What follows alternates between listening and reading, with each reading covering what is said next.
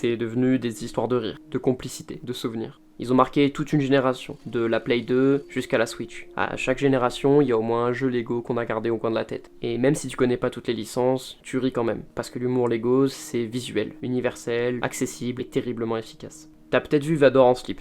Voldemort qui fait tomber un chandelier sur Dobby. T'as rigolé, et t'étais pas seul. Et c'est ça qui compte. C'est ce moment où tu regardes ton pote, ton frère ou ta sœur, et que tu rigoles. Parce que le jeu, il te prend par la main et il te dit « Viens, on va se marrer ensemble, on va bien rigoler ». Aujourd'hui, Lego il regarde plus loin, la réalité virtuelle, les jeux hybrides, les mondes connectés, mais toujours avec cette idée folle, celle que le jeu doit rester simple, accessible et drôle. Tant que tu peux péter des pots de fleurs, tu te sens comme à la maison. Et ça, c'est ce qui rend les jeux Lego si spéciaux. Ils ont la capacité de rassembler. Un enfant de 7 ans, il peut y jouer avec un adulte de 35. C'est du fun en coop, c'est du partage. C'est des souvenirs qu'on construit brique par brique. Tu joues pas à Lego, tu rejoues à ton enfance. Aujourd'hui, Lego, il continue d'explorer des nouveaux horizons. Des jeux en ligne, des expériences VR, des collaborations. Mais toujours avec ce même ADN de créativité, accessibilité et humour. Et à chaque fois, c'est une brique de plus qui est posée dans un univers qui ne s'arrête jamais de s'étendre.